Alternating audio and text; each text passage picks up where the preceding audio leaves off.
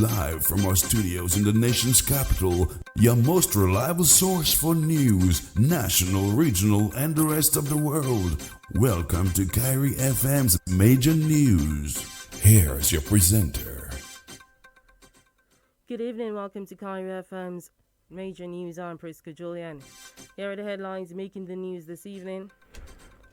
Coordinator of HIV/AIDS office says it's too early to tell if there's a rise in cases.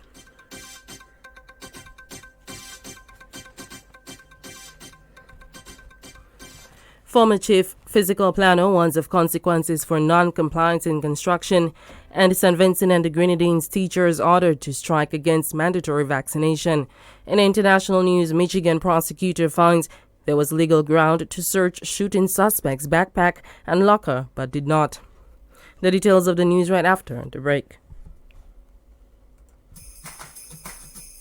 More ways to win big this Christmas. The more you watch, listen, and stream your favorite Digicel apps, the more chances you have to win from thousands of prizes. Enter to win the grand prize of easy $15,000, a weekend for two at Cabrit's Resort and Spa Kempinski, or a $1,500 supermarket shopping spree. Simply listen to your favorite Christmas carols in D-Music, watch movies in Playgo, or connect with friends in Beep to win unlimited music, live sports, movies, and more for a year. We're all winners with guaranteed win days. Shake to win in the My Digicel app today. Digicel, better together this Christmas.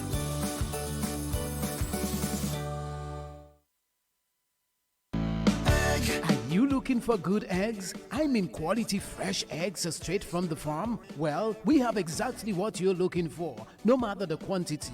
We've got the right amount. Visit us at Prince City downstairs Kairi FM on Independence Street for your fresh farm eggs, or call telephone 448-7331, 448-7330, or 448-8752, and we'll get you your fresh farm eggs. I'm not exaggerating, boiling with excitement.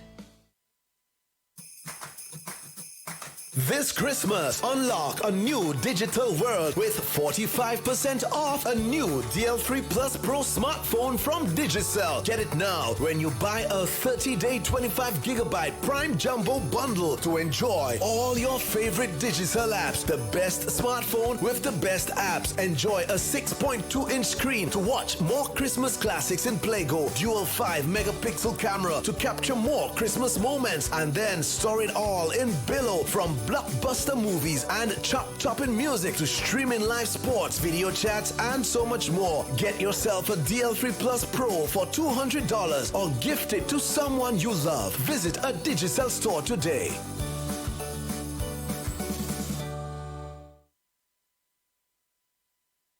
Welcome back. We welcome our listeners on Variety Radio in Antigua and Flow TV Channel 119 in St. Lucia. The National HIV/AIDS Response Unit has not recorded an increase in HIV/AIDS cases for the year. However, coordinator of the unit, Lester Guy, says it is likely too early to determine whether there has been a rise. Guy says that could be due to a halt in rapid testing for HIV to respond to the COVID-19 pandemic. I don't think we've seen a rise in the number of people that we've had. And again, it may be a false positive because testing, the normal number of tests that we would have done during a given year has diminished. The volume that we've had has diminished because everybody is, people are going to get the COVID test and so on. So that we have to be very careful with. We don't know if when the whole situation has calmed down or we've had the pandemic under control or testing under control, that it will change. But for now, we've not seen an increased number of incidents during the course of the year. Another factor that could have impacted sexual behavior and consequently HIV statistics is lockdown measures. However, Guy pointed out that people may be hooking up online. In a sense, again, not so much social activities are going, so it's not a matter of meeting new people, unless if, for example, people are linking up online. And so if people are meeting up online, and when they meet, like how I know that there are a few of those social media pages like Tinder and hookups and so on, that people are only meeting for sexual activities, and it comes with a greater risk. But we can only know that not during the time that is happening. We can only get the information when we started doing testing again and we know how people are meeting. But so far, we've not had an increase in incidents for the year. And we are hoping that because people have also been on lockdown, so social activities are limited. So it means that we are more on lockdown. People are not meeting socially as much as they would if we were not on lockdown. Head of the National Parks Unit, Jacqueline Andre, is urging persons seeking to use the botanical gardens for gatherings to seek permission from the Forestry Division. She says that people are encouraged to have gatherings, but Forestry Division needs to be alerted. We're happy that people are using the outdoors, and the Botanic Gardens it's really a place for people to come to. We have been informing the public that when they do have organized events in the gardens, like birthday parties, weddings, they need to come to the Forestry Division, or they can write to the Forestry Division requesting permission to do so. I think people are having an issue. They've been calling and they've been saying, well, I thought if the Botanic Gardens is free. Yes, it's free to come, but the main thing is anything that's organized needs to have permission, because we need to manage the activities within the space. Head of the National Parks Unit, Jacqueline Andre. Former Chief Physical Planner Dr. Gennaro Joseph has warned that when Dominica enacts the OECS building codes, non-compliant property owners can risk not being granted a certificate of occupancy. The civil engineer was responding to a question on changes made during the building process without consulting with the Physical Planning Division. The civil engineer says any modifications should be represented in final approved building plans. These should not influence the structural performance of the building. So anything that is structural, you decide you don't want that column there anymore. You want to add additional components to the building like a new room. These are not considered to be minor modifications. So what you would need to do, if you have decided at that stage, you need to apply for modifications to your original planning permission. So there can be an additional review of what you're proposing to verify that it will be fine with the existing structure, and then you can proceed. But of course, you must bear in mind the cost implications.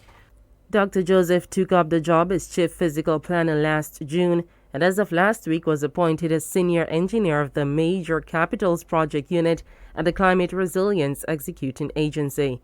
She says while there are existing regulations guiding the Physical Planning Division, when government adopts the OECS building codes, there will be more stringent requirements for persons who do not build to their approved plans. When you have an issue of you've done some modifications, part of your compliance notice will ask you to submit to physical planning your revised plan, select the modification. So then the division itself will have to verify that your modification is safe. Now, if your modification is safe and it can be now considered a approved modification, then you will discharge your compliance notice. But the key thing is to make sure that it is safe, because that can have implications later on for your insurance. Dominica, we are now at a stage where we are about to implement the latest version of the OECS building code. So that will have more stringent requirements, and the requirement for the certificate of completion and the certificate of occupancy. And those things will need the planning division to come in and verify that you've built to your approved plans. So if you're considering building in the near future, what you might find is that the building code, the OECS building code, will have become law, a legally binding regulation. Okay. And so if you have built contrary to your approved plans, you will not be able to get that occupancy certificate, which can have implications for your final payments from the financial institution. What is envisioned is that it can even have implications for your connections to your utilities and all of that. A transformed Roseau Bayfront with a cruise village and high-rise condos will be constructed under the leadership of Roseau Central's MP Melissa Popone-Scarrett. Popone-Scarrett disclosed that plan at the launching of a Christmas district that spans People's Park along the Dame Mary Eugenia Charles Boulevard. She says a modern Roseau will rival other cities of Caribbean countries. As a parliamentary representative for the Roseau Central constituency, my plans are steadily unfolding. Roseau will very soon be transformed. In fact, the transformation has already begun into a vibrant, modern city, one which will rival all others in the Caribbean. The housing aspect is being covered through the construction of 51 apartments and 9 commercial spaces at Upper River Bank, and the continuous refurbishment and construction of private homes. In the near future, you will see high-rise condominiums with views of the Caribbean Sea right here on this bayfront. The cruise village, again, right here on this bayfront, will soon come on stream with the development of the Old Market Plaza, which will feature a rainforest-themed restaurant, culinary tours, shopping, and an entertainment center. Our culture will be on full display for all to see. Meantime, Mrs. Scarrett acknowledged that an active cruise season was among reasons why the Christmas event was relocated from the promenade on the riverbank to the bayfront. For the first time, the tourists will be able to actively participate in our Christmas traditions by observing our practices and tasting our delectable foods. Our local talent will also be at the forefront for their listening pleasure. We also ensured that the bayfront vendors were not displaced. I am pleased to mention one of the major highlights of the district is my husband's bushrum tour. It's all the way at the corner at the end, which would specifically target tourists and locals. There are interesting mixes like the COVID brew, which he mixed organic honey and lime infused with rum, and then he has a stinging pepper mix. The tourists on this tour will get to observe the local bush and spices melded into smooth brews with the opportunity to make their own bush rum. This tour will also allow them to bat, as we say here, with our locals, something I am sure that they will enjoy. A wider assortment of our local products will also be made available for them to purchase. An American Airlines direct flight from Miami to Dominica starting this week signals an increase in air access for the country. An inaugural flight ceremony takes place on Wednesday at the Douglas Charles Airport VIP Lounge from 3 p.m. American Airlines has decided to increase the number of flights weekly on the Dominica route to 3 rather than the initial 2 flights announced. So it's actually 3 flights now. So its performance is really good, and we're hoping for a strong December and January as well. Right now, first in Dominica, we are seeing also an increase in air access and Teal. Also, with regards to, for example, in December, just by the inaugural flight, in terms of me looking at that load, and you're seeing that even that flight on the 8th, what we're looking at is just a few seats left to go. So we are very happy and excited. And from the destination standpoint, with regards to having protocols in place that persons who are traveling can be very confident and comfortable about. That, as well as our increased airlines with regards to flights on, for example, Air and Teal, etc. We have increased flights on as well. Destination Marketing Manager at the Discover Dominica Authority, Kimberly King. Dominica's major source are the U.S., United Kingdom, Canada, France, Germany, and the French West Indies. King says the U.S. has climbed to become a strong performing market for attracting tourists. I think they all very much important. As you said, our traditional source markets. However, the strongest player has been the French West Indies, as well as our US market has actually improved its performance within this last year. So we're looking at, with the addition to American Airlines, we are going to see even better numbers. Out of Europe, UK has been the best performing as well. So it's also looking out at our strategies on the ground there in these different markets to really elevate our brand and let persons know about Dominica and how easy it is to get here, make it easier for them, and obviously having sites, attractions, and the necessary room stock to welcome them to. Destination Marketing Manager at the Discover Dominica Authority, Kimberly King. Ronald Charles and Associates has donated 10 tablets to students from the communities, including Roseau Valley and Calibishi. Most of the students that are selected there is those that did not or don't have a tablet as we speak. Because as you know, the government has made some contributions for many students within the various communities. But even so, there are some students who did not receive one. And I find it was important that they do. So I'm saying that I'm trying to reach out to the less fortunate ones. Charles took the opportunity to encourage parents attending the handing over presentation to monitor their children's activity on the internet. The parents, you'll have to ensure that the young people use the tablet how it's supposed to be used. Ensure that the issue of going on the internet and just surfing things, that they are protected. It is very, very important, because while we can use this as a tool to enhance their learning, it can also be a dangerous tool for their mind. And therefore, it is very important that we play a fundamental role in ensuring that whenever these devices are used, the protection of the children are paramount. And on to regional news, teachers in St. Vincent and the Grenadines, vaccinated and unvaccinated, have been ordered to strike for several days this week in a show of solidarity against mandatory vaccination. The SVG Teachers Union said teachers will continue to go to physical and online classes. However, on Tuesday and Wednesday, they have been asked to stay away from all face-to-face and online classes. In other words, strike. After the 2 days of strike, the union says teachers will continue with all normal work on Thursday, December 9th. Then on Friday, December 10th, pickets have been planned for Kingstown, Union Island, Canouan, and Bekwa from 9:30 a.m. The union ensures all COVID-19 protocols will be strictly enforced at the picket lines. The SVGTU has advised all of its unvaccinated members to continue to report to work and keep photographic records as evidence of their presence. These members have been told that if they are issued any formal communication concerning their employment status, to submit a copy to the union's office.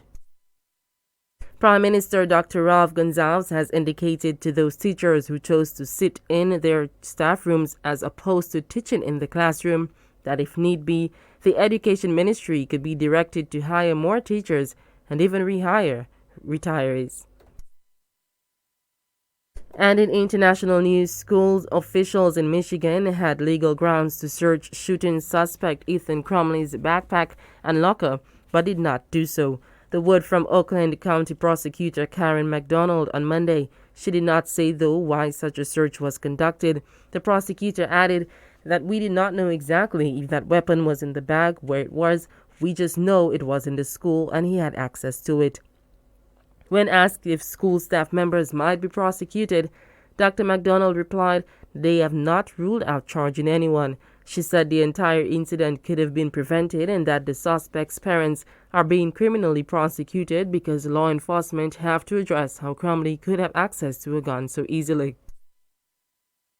Crumley is accused of fatally shooting 4 classmates and wounding several others at Michigan's Oxford High School last Tuesday. His parents, James and Jennifer Crumley, were charged with 4 counts of involuntary manslaughter in the same incident. All 3 have pleaded guilty. The parents were due to attend an arraignment on Friday. Their failure to appear led authorities to search for the couple, who were found and apprehended on Saturday. You've just heard national, regional, and international news. Here's a recap of the headlines.